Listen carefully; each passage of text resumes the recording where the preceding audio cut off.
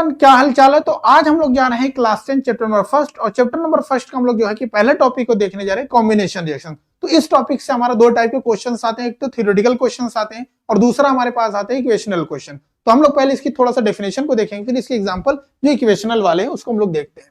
तो पहले हम लोग यहाँ पे देखने जा रहे हैं कॉम्बिनेशन रिएक्शंस की थोड़ा डेफिनेशन को देखते हैं। तो रिएक्शंस की जो डेफिनेशन है, कॉम्बिनेशन रिएक्शन की जो डेफिनेशन है वो हमसे क्या कहती है? कहती है कि reactions a single product form by two और मोर रिएक्टेंट्स, कि मतलब रिएक्टेंट साइड में एक से ज्यादा हमारे पास क्या होगी रिएक्टेंट्स होंगे, और जो ये फॉर्मेशन ऑफ प्रोडक्ट करेगा वो सिंगल प्रोडक्ट का फॉर्मेशन करे। और इसको हम लोग एग्जांपल के थ्रू देखते हैं। तो एग्जांपल में हम लोगों ने एनसीईआरटी का ही एग्जांपल लिया है, और एग्जांपल में हम लोग लिया है कैल्शियम ऑक्साइड। तो ये जो कैल्शियम ऑक्साइड है इसको हम लोग क्विकलाइम भी बोलते हैं, ठीक। तो ये पास हमारे पास जो कैल्शियम हाइड्रोक्साइड है या फिर तो कैल्शियम ऑक्साइड है, कैल्शियम ऑक्साइड की रिएक्शंस हम लोग करवा रहे हैं किससे? H2O से करवा रहे हैं। तो जब कैल्शियम ऑक्साइड की रिएक्शंस हम लोग H2O से करवाते हैं तो प्रोडक्ट के फॉर्म में हमको क्या मिलता है? Calcium hydroxide. ये जो कैल्शियम हाइड्रोक्साइड होता है इसको हम लोग क्या बोलते हैं? स्लैक्ट लाइम बोलते हैं, ठीक। अच्छा, यहाँ पे सबसे इंपॉर्टेंट चीज क्या है कि जब हम लोग कैल्शियम ऑक्साइड की रिएक्शन H2O से करवा रहे हैं और प्रोडक्ट के फॉर्म में हमको मिल रहा है क्या? Calcium hydroxide. यहाँ पे एक चीज और मिल रही जो कि हमको मिल रही हीट। इसका मतलब कि जब हम लोग इन दोनों की रिएक्शंस को करवा रहे हैं, एक तरफ हम लोगों ने कैल्शियम ऑक्साइड ले लिया है और दूसरी तरफ हम लोगों ने ऐड किया है H2O को पानी को रिएक्शन को करवाने के लिए, ठीक। अब जब इन दोनों की रिएक्शंस हम लोग करवा रहे हैं तो रिएक्शन जब करवा रहे हैं ना, जब रिएक्शन हो रही है ना, तो ये जो बीकर है, जो इंस्ट्रूमेंट जिसके अंदर ये रिएक्शंस ये करवा रहे हैं, जो रिएक्शंस हो रही है, तो इसका जो ये आउटर सरफेस है ये बहुत ज्यादा क्या हो जाता है? हीट। इसका मतलब ये जो रिएक्शंस है कैल्शियम हाइड्रोक्साइड की या कैल्शियम ऑक्साइड की H2O के साथ जो रिएक्शंस हो रही है, इस रिएक्शंस को हम लोग क्या बोलते हैं? एक्सोथर्मिक रिएक्शंस बोलते हैं। अच्छा, ये एक्सोथर्मिक रिएक्शंस क्या होती है? तो इस चीज को ध्यान रखो कि जब भी किसी रिएक्शंस को हम लोग करवाते हैं, जब भी कोई रिएक्शंस हम लोग करवा रहे हैं, उस रिएक्शंस में प्रोडक्ट में हमको क्या मिल रही है? हीट। प्रोडक्ट में अगर हमको हीट मिल रही है, इसका मतलब ये है कि जो रिएक्शंस है ये कहीं ना कहीं कैसी हमारी एक्सोथर्मिक रिएक्शंस है। इस बात को ध्यान रखना है। अगर रिएक्शन कराने के लिए हम लोग हीट दे रहे हैं, अगर मान लो सपोज, यहाँ पे तो नहीं बट एग्जांपल, अगर सपोज मान लो रिएक्शन कराने के लिए हम लोग हीट दे रहे हैं कि ये जो रिएक्शन है इसको हम लोग हीट दे रहे हैं तब जाके रिएक्शन हो रही है, तो इस वाले रिएक्शन को हम लोग क्या बोलते हैं? एंडोथर्मिक रिएक्शंस बोलते हैं। याद रखना है दोनों टर्म्स को, कहीं ना कहीं चीजें आएगी। एक्सोथर्मिक रिएक्शंस बोलते हैं, ठीक।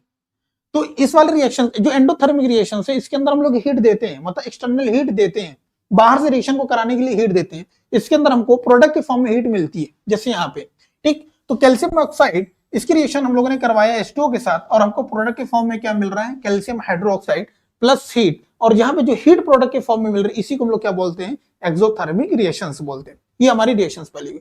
अच्छा, ये हमारे पास चूना ही था, उसको पानी के साथ रिएक्शन करा के हमारे पास स्लग लाइम बना, मतलब एक तरह से चूने का सोल्यूशन बन गया। अब इस चूने के सोल्यूशन को हम लोग क्या करेंगे? वॉल के ऊपर क्या करेंगे? इसको हम लोग पेंट करेंगे। जब वॉल के ऊपर पेंट करेंगे, तो वॉल के ऊपर जब हम लोग इसको पेंट करेंगे तो वॉल की जो ऊपर है जो इन्वायरमेंट है ना, तो वो क्या करेगा? जो कि हमारे पास कैल्शियम हाइड्रोक्साइड है ये रिएक्शन करेगा किसके साथ? Carbon dioxide. हमारे इन्वायरमेंट के अंदर कार्बन डाइऑक्साइड भी तो अवेलेबल है। तो ये जो कैल्शियम हाइड्रोक्साइड हमको देखने को मिल रहा है प्रोडक्ट में, ठीक है, यहाँ पे वही वापस यहाँ पे है, उसकी रिएक्शन कैसे कार्बन डाइऑक्साइड को? तो क्योंकि हम लोग जब इसको पेंट किया है, पेंट करने के बाद वॉल का हमारे इन्वायरमेंट में, और हमारे इन्वायरमेंट के अंदर कार्बन डाइऑक्साइड भी है, तो ये क्या करेगा? जो कैल्शियम हाइड्रोक्साइड ये कार्बन डाइऑक्साइड से रिएक्शन करने के बाद प्रोडक्ट दूसरा बनाएगी क्या? Calcium carbonate. अब देखो वॉल को पेंट किया गया, वॉल की रिएक्शंस किससे हो रही है? वॉल का जो ऊपर जो पेंट किया गया है इसकी रिएक्शन कार्बन डाइऑक्साइड से हो रही है, क्योंकि आपको मालूम है कि वॉल पे जब हम लोगों ने पेंट किया, एक्चुअली चूना ही थे, तो जब इसको हम लोग पेंट करेंगे तो 2-3 घंटे बाद देखेंगे कि वॉल हमारी बिल्कुल कैसी हो जाएगी? व्हाइट हो जाएगी। व्हाइट वॉशिंग, मतलब ये व्हाइट हो जाएगी हमारी। अब ये व्हाइट कैसे हुई? ये व्हाइट हुई कि जो हमारे पास कैल्शियम कार्बोनेट की जो लेयर थी ना, यहाँ पे व्हाइट कलर की क्या बन गई? लेयर बन गई है। इस पे हमारी क्या बन गई? व्हाइट कलर की लेयर। अब जैसे व्हाइट कलर की लेयर बनेगी तो वॉल हमको कैसे दिखाई देगी? व्हाइट दिखाई देगी। और साथ में जो हमारे पास H2O है, क्योंकि लिक्विड फॉर्म में है, तो इस H2O में हमारा क्या हो जाएगा? ये भी वेपराइज्ड बन के उड़ जाएगा। तो बनेगा क्या हमारे पास? बचेगा क्या? सिर्फ कैल्शियम कार्बोनेट की लेयर। और इसी की वजह से जो वॉल होगी हमको कैसी दिखाई देगी? व्हाइट दिखाई देगी, ठीक। ये होगी हमारी रिएक्शन। इसके बाद हम लोग पहले रिएक्शन की देखने जा रहे हैं, कॉम्बिनेशन रिएक्शन की, बर्निंग ऑफ कोल। तो यहाँ पे हमको दिख रहा है कार्बन। ये कार्बन की जो रिएक्शन हो रही है वो ऑक्सीजन, मतलब कि कार्बन हम लोग कहीं ना कहीं क्या कर रहे हैं? बर्न कर रहे हैं। तो जब हम लोग किसी चीज को जलाते हैं ना, तो उसमें जो रिएक्शन जो प्रोडक्ट फ्लेम के फॉर्म में लेते हैं वो लेते हैं ऑक्सीजन को, क्योंकि ऑक्सीजन की प्रेजेंस में ही कोई आग लग सकती है। फ्लेम का जो प्रेजेंटेशन है वो ऑक्सीजन के जो है कि प्रेजेंट में ही चलता है, ठीक है। तो कार्बन डाइऑक्साइड की रिएक्शन ऑक्सीजन के साथ करवा रहे हैं, प्रोडक्ट के फॉर्म में क्या मिल रहा है हमको, कार्बन डाइऑक्साइड मिल रहा है। तो कार्बन डाइऑक्साइड हमको मिल रहा है प्रोडक्ट के फॉर्म में। तो यहाँ पे जो प्रोडक्ट मिल रहा है हमको सिंगल मिल रहा है, लेकिन रिएक्टेंट साइड में हमारे एक से ज्यादा रिएक्टेंट है। यही बात हमको डेफिनेशन में बोल रहे थे, जो कि हम लोगों ने देख लिया। फॉर्मेशन ऑफ वाटर, तो जैसे यहाँ पे दिख रहा है हमको हाइड्रोजन है और यहाँ पे ऑक्सीजन मिल के आ रहा है हमको प्रोडक्ट के फॉर्म में H2O देखने को मिल रहा है। ठीक है, इसको अपने को ध्यान रखना है। ठीक, आगे हम लोग चलते हैं। इसके बाद आगे हम लोग जा रहे हैं, तो हम लोग के पास एक टॉपिक आ जाता है एक्सोथर्मिक रिएक्शन, जो कि अभी हम लोग बताते हुए ही जस्ट वहां से आए हैं। ठीक, अब इसको हम लोग पढ़ के ही आए हैं एक्सोथर्मिक रिएक्शंस को। अगर मैं एक्सोथर्मिक रिएक्शन के डेफिनेशन की बात करूं, क्या कहता है, तो reaction in which heat release along with their formation of product, it is called exothermic chemical reactions। तो अगर हम लोग किसी रिएक्शन को करवा रहे हैं, अगर हम लोग किसी रिएक्शन को करवा रहे हैं और प्रोडक्ट के फॉर्म में या प्रोडक्ट के अलोंग अगर हमको क्या मिल रही है, हीट रिलीज हो रही है, उसी को हम लोग क्या बोल देते हैं, एक्सोथर्मिक रिएक्शन, जो कि हम लोगों ने इससे पहले एग्जांपल में देखा भी था। ठीक, अब उसी को थोड़ा सा और ब्रीफली एक्सप्लेन करते हैं, ब्रीफली थोड़ा समझते हैं इसको डिटेल में। तो बर्निंग ऑफ नेचुरल गैस, तो यहाँ पे नेचुरल गैस क्या है, CH4 मीथेन। अब इस नेचुरल गैस को अभी हम लोगों ने बताया था कि जब हम लोग जलाने या बर्न करने की बात करते हैं तो उसकी जो रिएक्शंस कराते हैं ऑक्सीजन, क्योंकि जो हमारे फ्लेम होता है, जो आग होती है, कहीं ना कहीं वो हमारे ऑक्सीजन के प्रेजेंस में ही जलती है।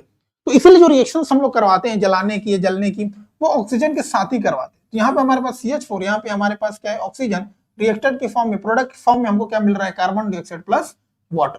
ठीक, तो ये हमारी रिएक्शंस होगी बर्निंग ऑफ नेचुरल गैस, या फिर बोले तो मीथेन के ऑक्सीजन के प्रेजेंस में जला रहे हैं, कार्बन डाइऑक्साइड प्लस जो कि H2O देखने को मिल रहा है। ठीक, इसी तरीके से एक्सोथर्मिक रिएक्शंस जो होती है, इसको हम लोग रिस्पायरेशन, मतलब हमारे बॉडी के अंदर भी रिस्पायरेशंस होते हैं, ब्रेकडाउन होते हैं, मतलब जिससे हमारी एनर्जी हमारे बॉडी के अंदर क्या होती है, एनर्जी रिलीज होती है। उसी की यहाँ पे डेफिनेशन को देखते हैं। क्या लिखा है, carbohydrates can be ब्रेकन down into a glucose, glucose combine with oxygen.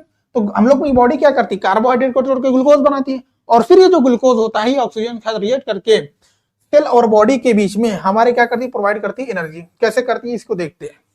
तो ये रही हमारे पास ग्लूकोज, ये ग्लूकोज है, ये हमारे पास क्या है, ऑक्सीजन। तो ग्लूकोज ऑक्सीजन के साथ रिएक्शन करके क्या बनाता है, प्रोडक्ट के फॉर्म में, पहला प्रोडक्ट के फॉर्म में बनाता है कार्बन डाइऑक्साइड, दूसरा प्रोडक्ट के फॉर्म में बनाता है हमारे पास क्या, H2O, और तीसरा यही हमारी एनर्जी है, जो हमारी एनर्जी सेल और टिश्यू लेवल तक या बॉडी के अलग अलग ऑर्गन तक जाती है।